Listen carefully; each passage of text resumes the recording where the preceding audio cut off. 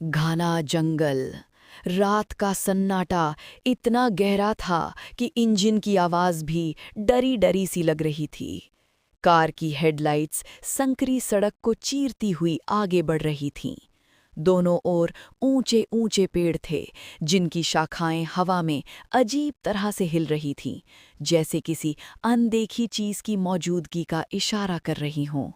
हल्की धुंध हवा में तैर रही थी, दूर दूर तक सभ्यता का कोई नामो निशान नहीं था। कार के अंदर अकेला आदमी स्टीयरिंग कसकर पकड़े हुए था। उसके चेहरे पर तनाव साफ दिख रहा था। डैशबोर्ड की मध्यम रोशनी में उसका पसीना चमक रहा था। सामने जीपीएस स्क्रीन पर बस एक नीली खाली लाइन थी। कोई नाम नहीं, कोई मंजिल नहीं। बाहर की अंधेरी विंडशील्ड उसे जैसे निगल जाना चाहती थी। कार के अंदर की तंग जगह में उसका दम घुटने लगा। अचानक धड़ाम! कार के बोनट पर किसी चीज ने जोर से टक्कर मारी। हेडलाइट्स की रोशनी कांप उठी।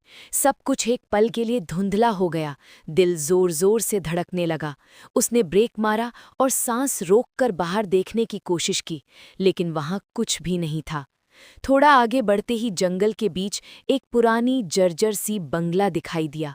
टूटी हुई बालकनी, जंग लगा लोहे का गेट, दरारों से भरी दीवारें और चारों ओर उगी जंगली बेलें।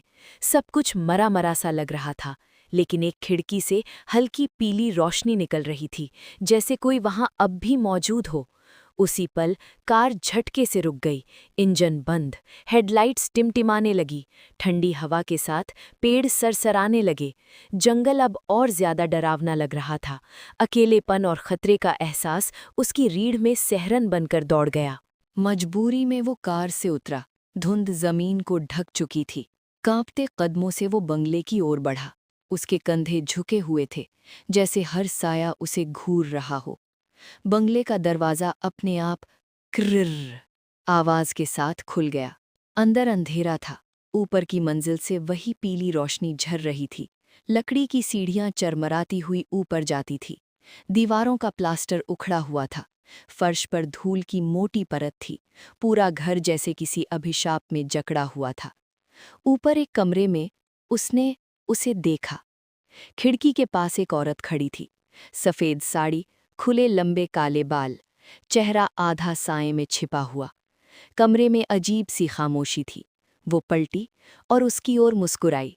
पास जाने पर उसका चेहरा सुंदर था, लेकिन आंखें खोखली, भावनाहीन, जैसे उनमें आत्मा ही ना हो। अचानक उसकी नज़र सामने लगे पुराने टूटे दर्पण पर पड़ी।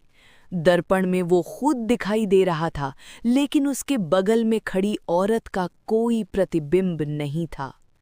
सच समझने से पहले ही डर ने उसे जकड़ लिया, और तभी उस औरत की गर्दन, सैकड़ों चेहरे, पारदर्शी त्वचा, सैकड़ों चेहरे, पारदर्शी त्वचा, मूक चीखें, सब उसी की ओर देख रहे थे।